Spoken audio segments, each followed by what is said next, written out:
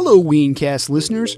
We're going to take you to the episode in just a second, but first we wanted to take a minute to tell you about our awesome Patreon page. If you dig our podcast, then you should check us out at patreon.com. There, you'll find tons of exclusive material not found on our regular podcast. Yes, exclusive episodes, bonus tracks, and other especially brown shit. We've got rare tracks straight from legendary taper Fred Moore's own private vault, including a truly bodacious Sorry Charlie, as well as part 2 of our epic interview with Claude Coleman, drummer of Ween, of course, where he shares such shit as how he came to join the band. Hint, couch surfing at the pod was involved. And a conversation about, and among other things, the pandemic with Tomato 11, band leader of Sound of Urchin and Ween friend. We're just scratching the surface here.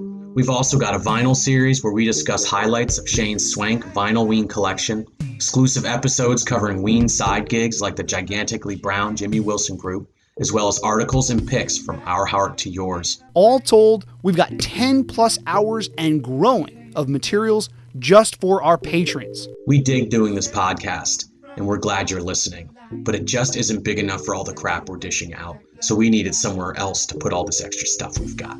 So check us out at patreon.com/weencastpodcast. See ya! And now, back to the episode.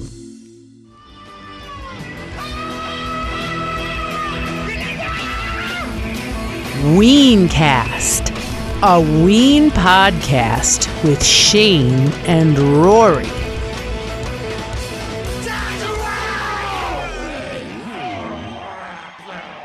Hey everybody, welcome to our part 2, the Conduit in Trenton, New Jersey, February 7th, 2002 conversation, which we will start up again after a brief word from our friends. Enjoy. Welcome back, my friends, to the zine that never ends. It's Don't Get Too Close to My Fanzine, issue 6. This issue, we've got amazing work. From comics, to art, to articles, to cats, and even an article from your very special heroes, Rory and Shane. You know it. Don't Get Too Close to My Fanzine is over 60 pages of Ween content. You know you love content. Check out theweenzine.com for pre-order information. Should be coming at the beginning of March. Don't Get Too Close to My Fanzine is the world's only zine about Ween, and it's only available to every single person in the world. Theweenzine.com, babies. Hey everybody, how's it going? Your old pal here, August Forming, aka Fred Moore. Just wanted to let you know about a new show I am co-hosting with my old friend Patron called Birds, Bands, and Baloney. We talk a little bit about the Philadelphia Eagles, we talk a lot about bands, and we talk a whole lot of baloney.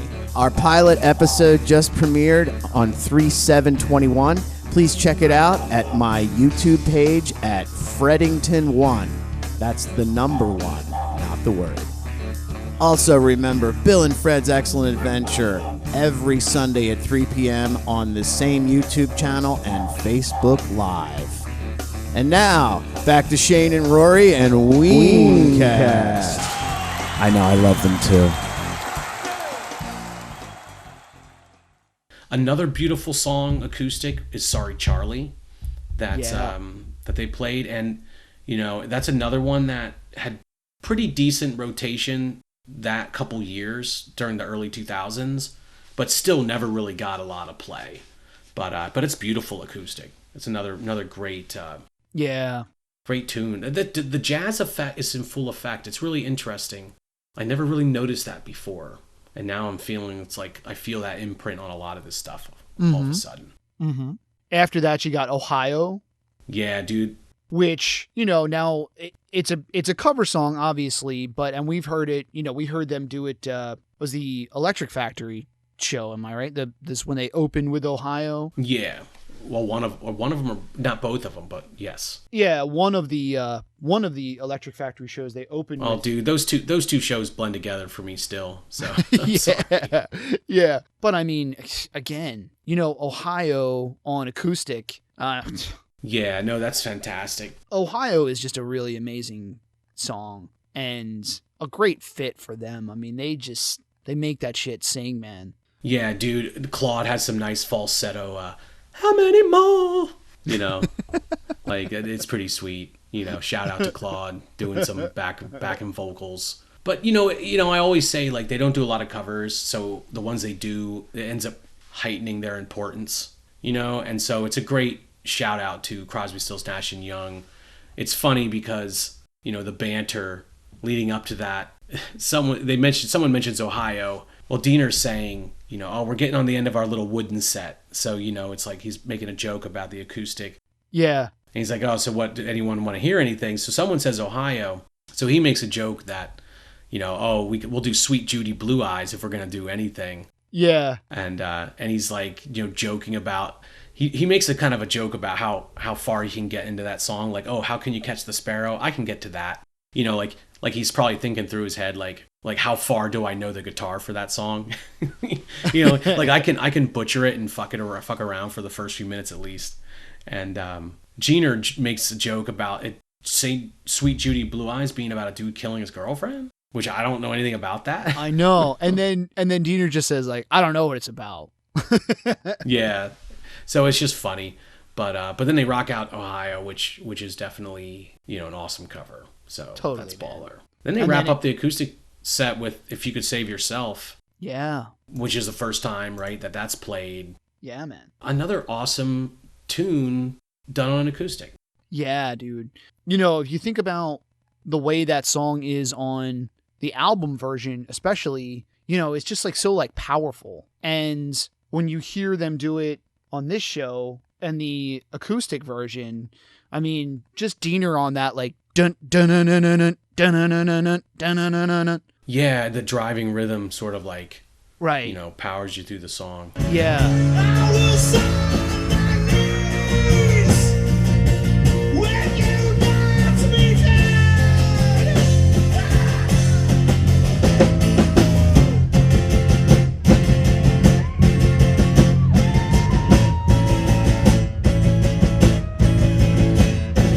So I mean, he nails it on fucking acoustic guitar. It's great, Yeah, dude. No, it's a great tune, and I had this reflection or sort of moment of realization listening to it. The song builds and builds and builds, and it's one of those Ween songs. Not unlike Buckingham Green, I suppose, where it has this crescendo and it sort of builds and builds. But in this case, a lot of it's driven by Jeaner singing those lines, right? Over and over again, like with that like raspy, like, laying everything out, like grating, like pounding sort of voice that's mirroring like the guitar, it's like building, building and building.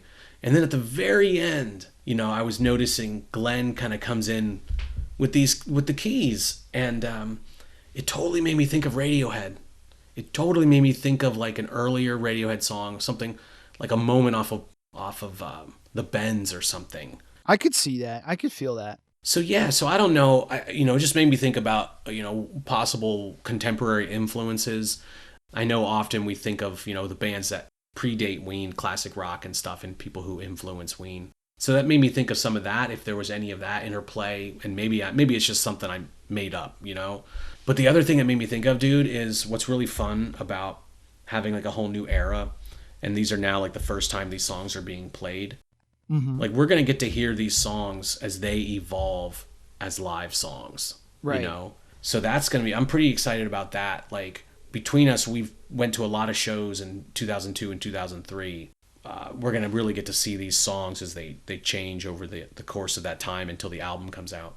Well, like since you mentioned, Radiohead, it's like, If You Could Save Yourself, it's definitely one of those songs where Jeaner's not afraid to like just put everything out there. And again, on like the album track and in this version, this is the first time it's ever been played live. In both versions, you can tell he's already got it like fleshed out for this show. But, he's just, he's just like belting it out. He's just like screaming, especially on like the album version, it's just like, he just wants to fucking scream. And you're right. That's a very like Radiohead kind of thing. Yeah, totally. And then the keyboard just also really just gave this like, and I was like, oh man, this is kind of like Radiohead.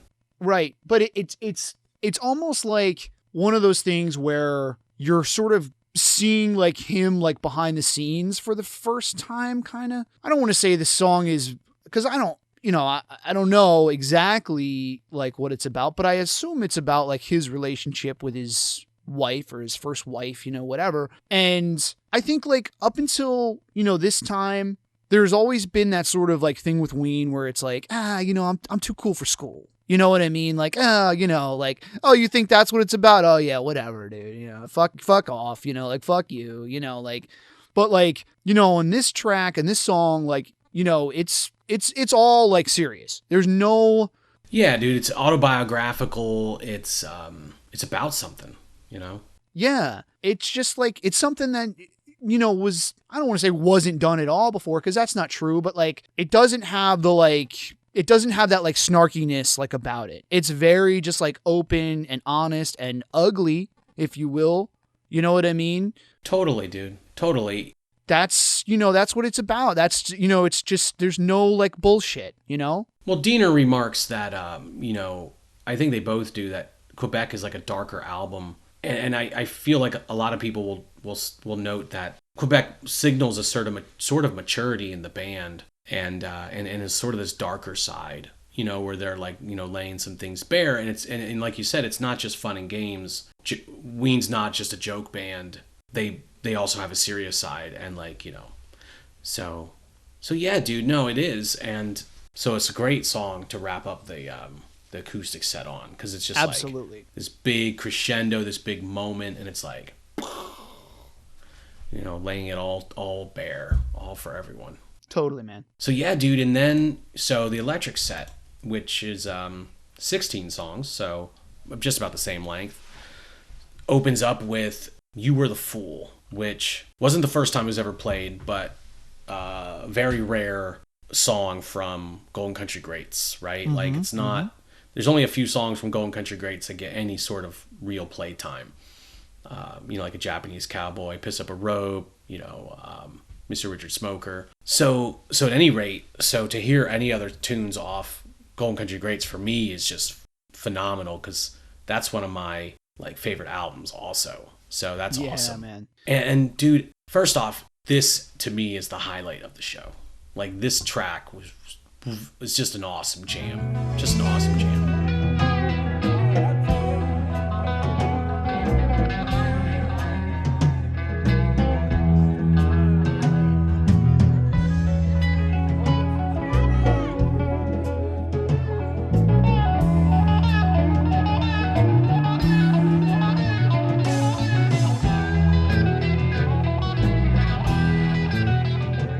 And you know what's really funny about this is the fact that that's the first song that they play electric. And it's like, well, if they were going to do that, why wouldn't they do that acoustic? You know what I mean? Like, not complaining at all, because it's fucking amazing. But it's... No, and it's sort of like it makes it an interesting way to like segue into the electric set. Yeah, that's true. It's they're easing it in. But here's the thing, dude. Really quick, it's interesting because we talked about how this has been a departure from the previous era, and it's like this new era of Ween, all this new stuff, and half the show's acoustic. Even the songs that aren't acoustic aren't like, the heavy metal Ween, aren't like super big jams, like most of them aren't.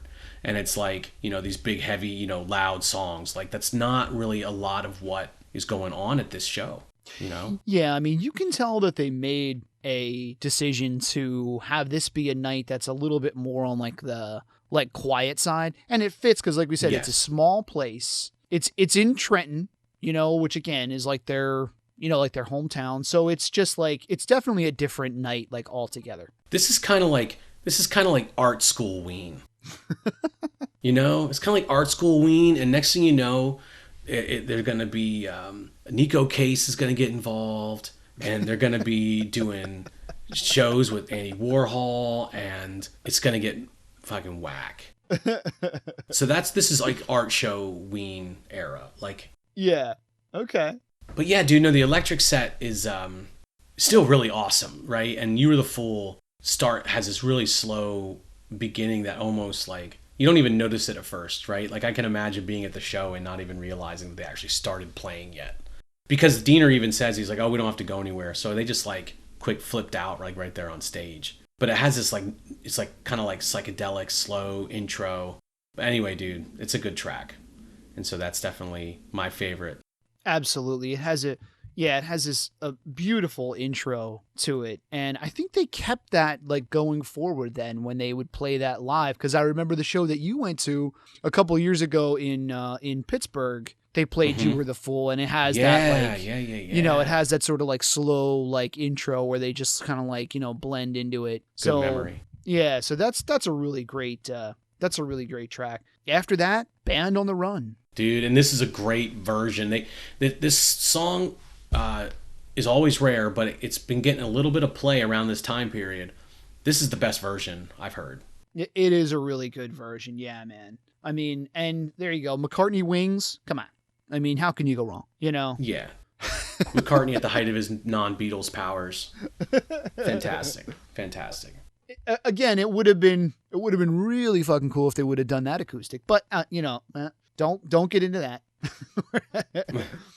So that's a great one, dude. How are they gonna do the do? How do you do that acoustic? I don't even know how you do that. You know, I can't figure that shit out. Yeah, have to watch a YouTube tutorial. You got Pork Roll after that, which that's definitely in my top 10. You know, probably top. Oh, that's 5. a great tune all the time, and it's that's always good to hear, even though it's played more often. Right, Roses Are Free, Stallion, Part 3, and then Transdermal Celebration. Yeah, first time. For the first time ever. You know, that would be sort of like what would become the token single from Quebec, if I'm not mistaken. I mean, now, even like by this time, you know, the Quebec comes out in 2003. I'm jumping ahead a little bit here, but like the era of like the single is kind of like not really like a, cause it's like MTV is starting to like get away from like videos anyway. And yeah, totally. You know what I mean? So it's especially for like rock bands, it's like you sort of still had to have that like token single, but it's not like as prevalent as it was in like the 80s and 90s anymore. But that's what would be like the single for Quebec. And yeah, dude. And they, I was listening closely to it, because speaking of how the songs evolve as they play them more, and these songs feel very well formed early on, whereas I felt like some of the White Pepper shit when they were playing it early on wasn't as well formed. And this is a great example. Diener has just a fantastic solo in this song, as everyone knows that listens to the song ever. And he just blows it out of the water like day one, So these aren't like, rough drafts. You know what? Hit the ground running. Yeah, it's pretty, the majority of these are pretty well fleshed out. They really are. And great song. It's one of the ones on Quebec that has like that, Take No Prisoners kind of just rocking your face kind of feel. Yeah. And just a great tune.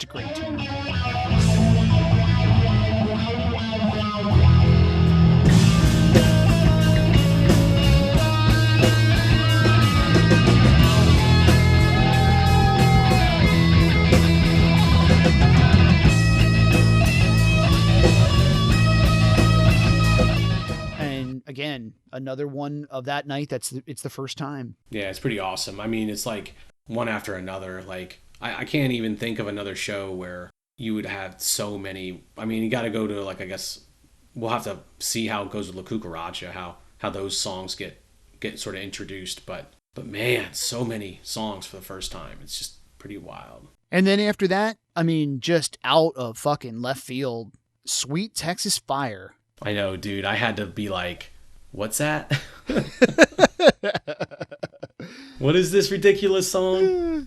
I don't know if at the time I could like sing along to that one, but I definitely like knew of it. But it's just like, where the fuck does that come from? Yeah, no, that wasn't the debut of that, but very rare. Right. It's another like sort of like rockin' tune. I don't know, has kind of like a rockabilly sort of like thing to it. It's basically like a song about like rednecks. Yeah, no, I believe Sweet Texas Fire is a redhead from Texas. Sweet Texas Fire. But what's really funny is what comes after that is the very first time Hey There Fancy Pants is played. And they're almost like the same kind of thing. It's, I wonder if Hey There Fancy Pants wasn't sort of like born out of Sweet Texas Fire, because it's like the same kind of like banat nanat banat danat banat danat. Do you know what I'm saying?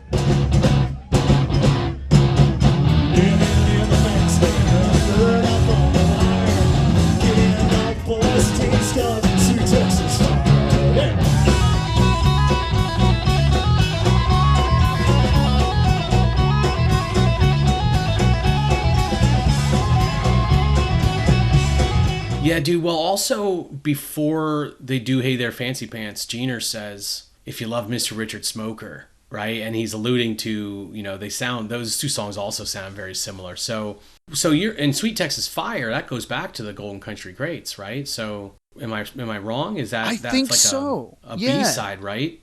Right. So and so to have Hey There Fancy Pants, I don't know the lineage there, but it absolutely sounds just like, all those songs could just be like a little mini collection there, of tunes that are similar because they're coming from that same similar time period. Yeah, it's like one of those things that if I hadn't heard, if I wasn't listening to both of them right after each other like that, I wouldn't really have like put it together. But it's almost like as soon as they're done with Sweet Texas Fire, Jeaner is just like fancy pants, right? And it's kind of like, yeah, it's pretty much like the same thing. Yeah, it's funny. But it's the first time that Hey There Fancy Pants is played. And again, that, is one of the songs from Quebec that winds up on Quebec. Yeah, dude, at this point in the show, just about every song they're playing is either a debut or incredibly rare, because then you end up with a string of them toward the end. Albino, Sunburn Girl. This is sort of like the hypno jam part of the show. Yeah. Where it kind of gets a little brown, a little bit slowed down. Albino, Sunburn Girl, Ooh Va La.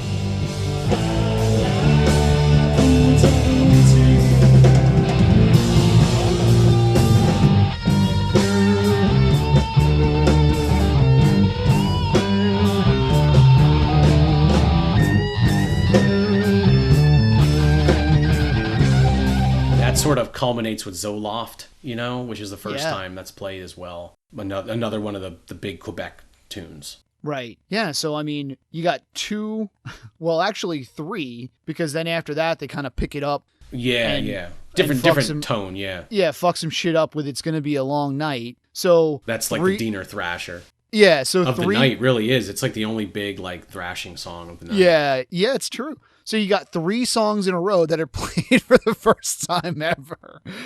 Ooh Va La, Zoloft, and It's Gonna Be a Long Night. It's just like, dude, what more do you want, Yeah, dude, it's crazy. It's crazy when you think about putting together this set list, conceiving of what are we gonna play tonight, Because you could have played all these they could have played all these songs from Quebec for the first time, and it would have been an amazing show. But not only that, they played other songs for the first time, like Joppa Road. And then also just tons of other songs that like are just incredibly rare. Like Sweet Texas Fire was played 30 times. It's like The Stallion Part 5, we're about to get to, is one of the last songs they play, right? 62 times, It's like, yeah, damn, son. And so it's just pretty fucking incredible.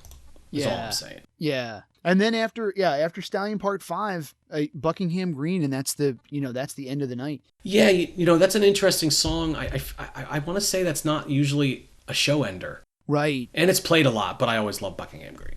It seems like maybe they just wanted to bring it around to something that like everybody knows again. You know what I mean? Like, well, let's just, yeah, true that. Let's just throw them another bone of something that like everyone can kind of, sing along to. Yeah, dude, true that. And there's no encore, but it's like, hey, I'm not going to start complaining.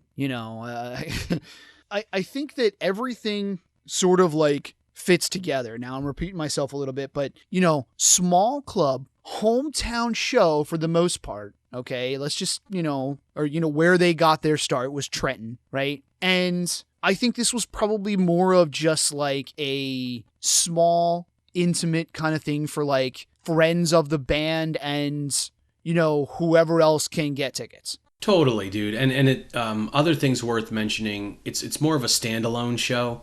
it's definitely not just. They actually start a tour in April. Right. So this is they do a couple standalone shows in February and March, or April, leading up to that real tour, and then and this is the first one. So you're right, it is like, and it stands alone, and I think you're right, it's like a little special event, sort of friends only almost. It's almost like a peek into what they're up to, like at that time. It's a little bit more of like a peek behind the curtain than it is of, like your traditional Ween show. Yeah, dude. No, and it's it is. And we already obviously mentioned the whole acoustic set thing.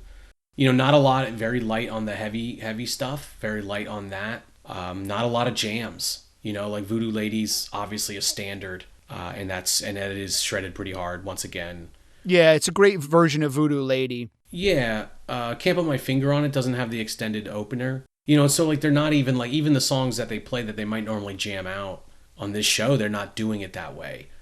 So yeah, it's like, it's just interesting, how it is a certain like, and it's very intentional, obviously, like lighter on the lighter side, chiller side, showing a more introspective. Like I feel like this is all like heading towards Quebec and that like maturation that that's been talked about, and some of it is a little darker side, right? Of like, life's not always roses. Roses aren't always free. But this is like the beginning of all of that, like heading toward that, Yeah, man. So you want to so we actually have a little clip from Fred and Be Ill, and so how about we share some of that. We want to roll that tape. Yeah, Fred was there that night, and I'm pretty sure he taped the show along with a few other dudes. So we have to thank Fred for the tapes, and Be Ill, like we said, sat in with Chris for the opening set. So they were cool enough to record a little clip for us and check in with some of their memories for the show. So why don't we roll it now? Yeah. Roll the tape. All right, everybody at Weencast. This is welcome from Bill and Fred's Excellent Adventure, live from the bunker on Valentine's Day. Happy Valentine's Day, folks. Excellent Valentine's Day. We want to thank Shane and Rory for having us here again. And we're here to tell you our memories from the Ween show at the Conduit in Trenton, New Jersey, 2702. Psychedelic Chicken wants in on the action as well. Anyway, my memories of the whole thing are, I went to the show and I was only one of maybe 4 tapers. Conduit was a relatively new place. Scott Redner was actually the guy that was in charge of the music there. This Ween show was one of the first ones. They were trying to make a little new scene at the Conduit. They had a downstairs room where they had an open mic that Bill and I played one time. It's a real scene, man. And Big Mike. Remember we did the what were we? The Heavy Trio? The Heavy Trio, right.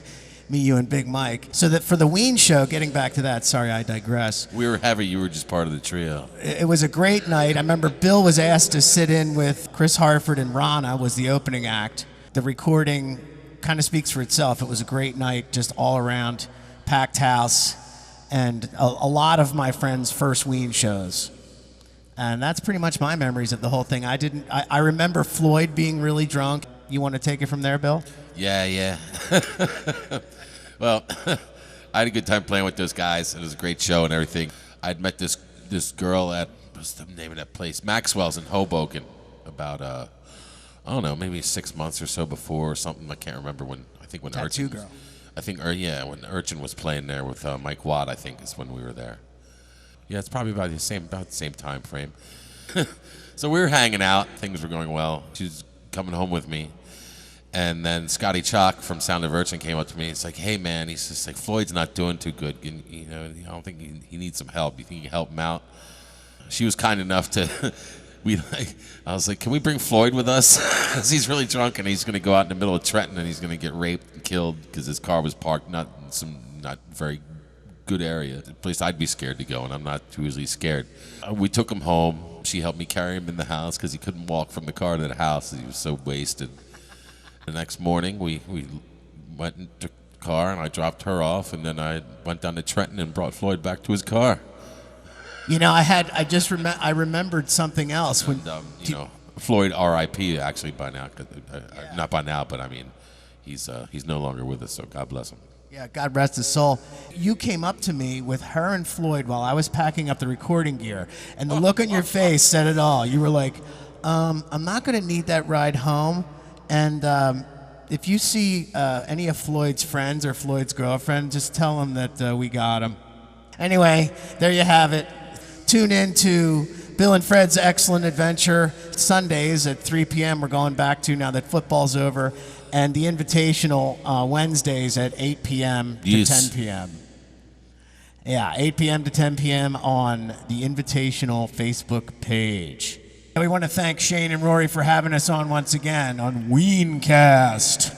Hey, Bill, you know what I say? Excellent! Ausgezeichnet! Ausgezeichnet! Love you all. Cool. All right. Well, it's funny, dude. And thank you, Fred and Bill. It's always awesome to hear from you guys. And everyone totally check them out. Yeah, Bill and Fred's Excellent Adventure. I think I want to say every Sunday still. Yeah. They're rocking out on Sundays. Yeah. Check them out on YouTube. Check them out on Facebook for all the deets.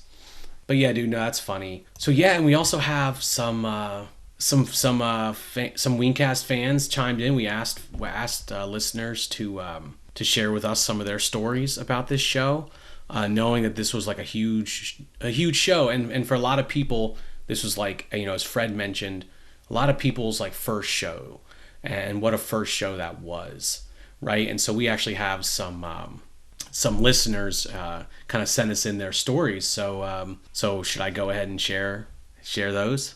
Yes, so this first one we have is from Keith, so take it away, Rory. All right.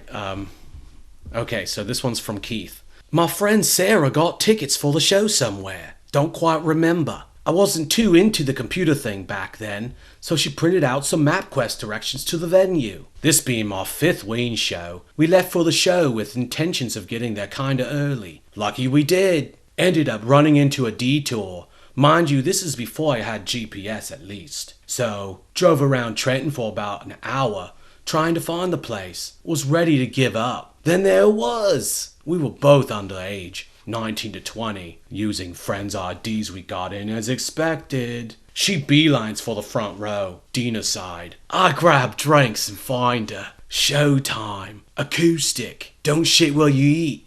One of my faves at the time. Heard rumors of an acoustic set leading up to that night. Chocolate Town was unknown. Joppa, I didn't know was never played before. And then If You Could Save Yourself, which was badass. I remember everyone going nuts after the Come in Your Mouth line. Ohio! I remember being a little flustered with all these new songs. Electric Set. Band on the Run. Transdermal was a new badass song for me. Think I talked about it for weeks. But Sweet Texas Fire really caught my attention. Albino Sunburn Girl was a real highlight, and a first for that. Uvala was incredible. Then Zoloft? I didn't quite get that until halfway through, and I put it all together. Z-O-L-O-F-T? Zoloft? Was probably getting pretty drunk by this point. This would probably be in my top 5 shows out of 45 plus. Dave's Singing Long Night was definitely up there. Too much to talk about.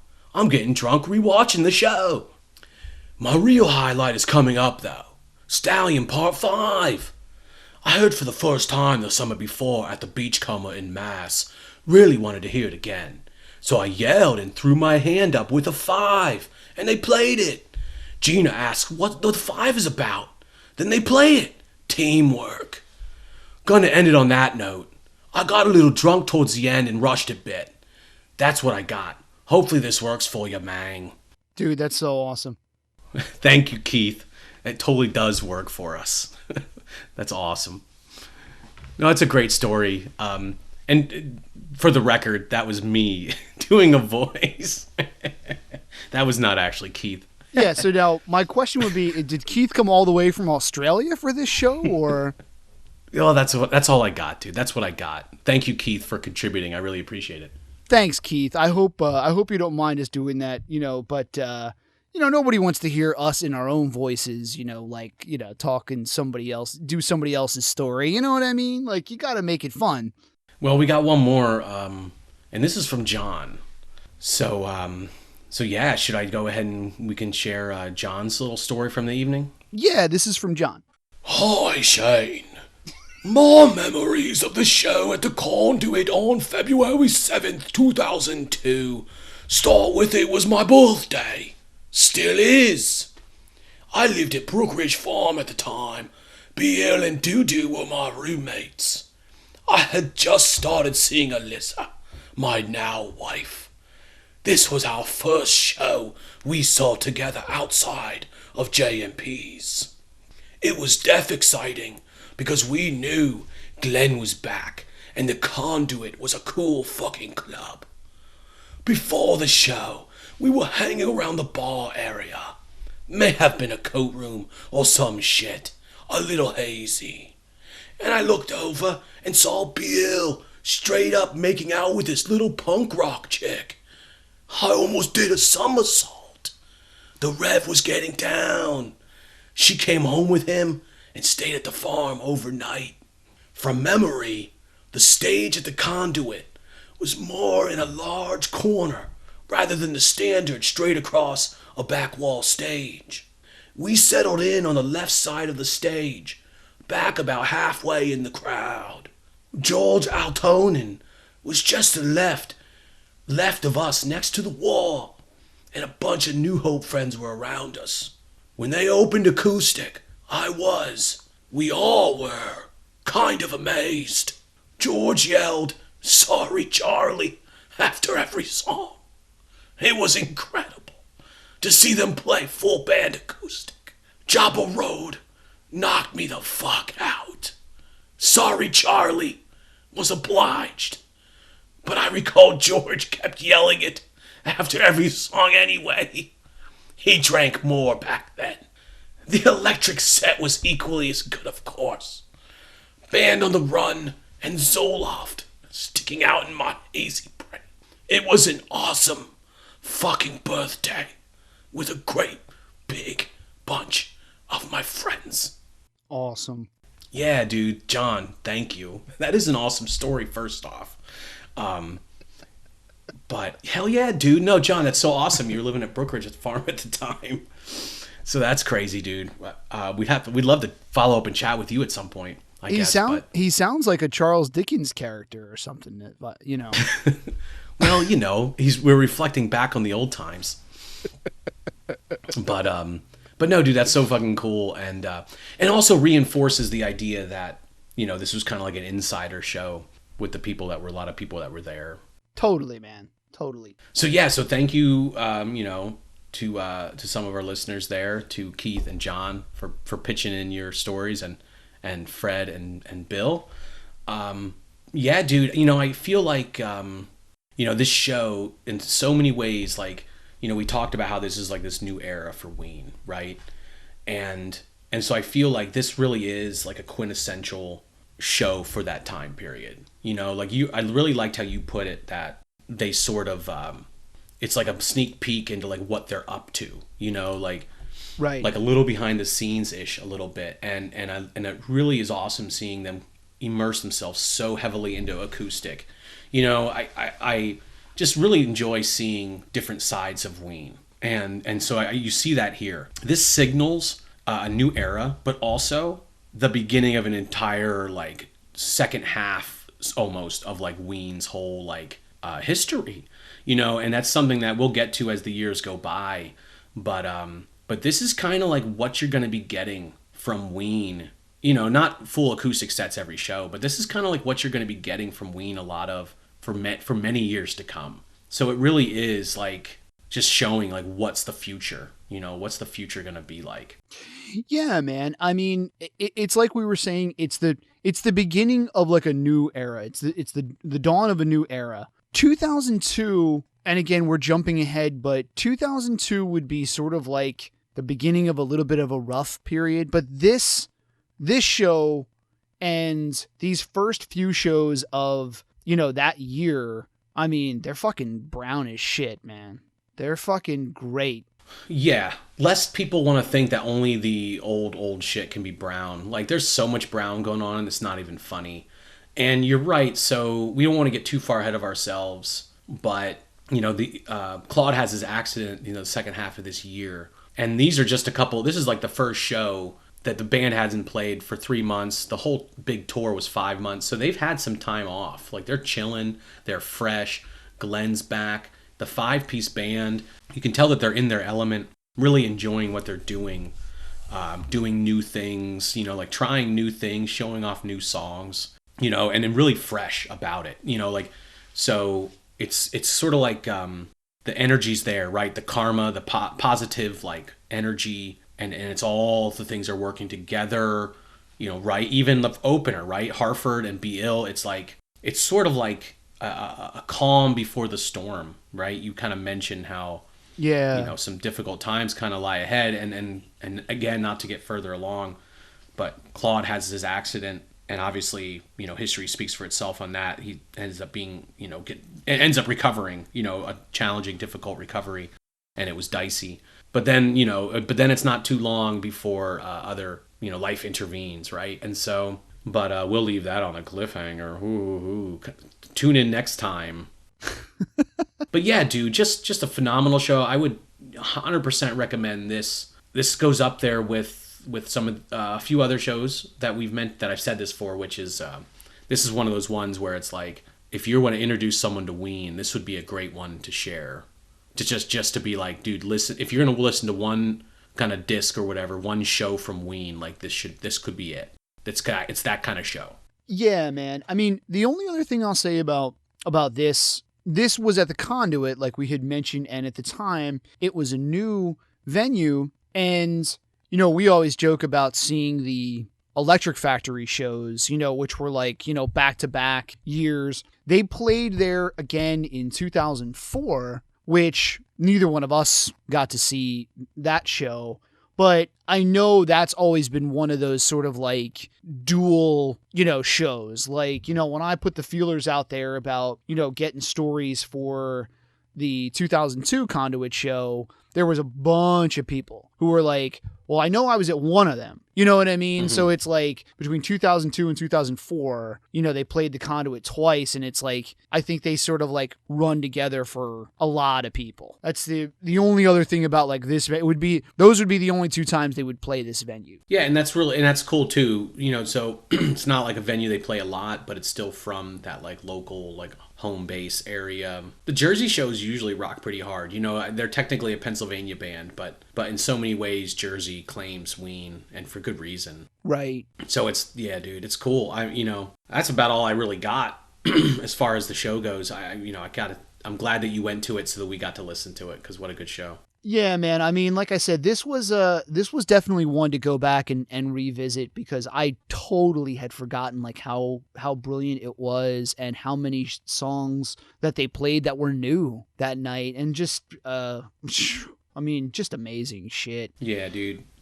It was a quarter of the set list. 26% of the songs were brand new that day. And that's just fucking nuts. So, and more than half of the songs were bona fide rarities. Yeah. You know, so that's insane is all you can say about that. Insane in the membrane. It's just fucking, yeah, it's crazy, man. But, you know, like we said, we're getting on to sort of like a new period, and 2002, we have a lot to talk about. We're just scratching the surface, because that was the first show of the year, and between Rory and I, we saw a lot of shows that year. Yeah, dude, this, yes, I was realizing that too. This is a year where we both kind of see a few shows on our own, kind of, right? Mm-hmm. And so between us, there's a lot of shows and a lot of great stories. So we are just getting going on 2002. We'll probably be talking about 2002 for a little while now.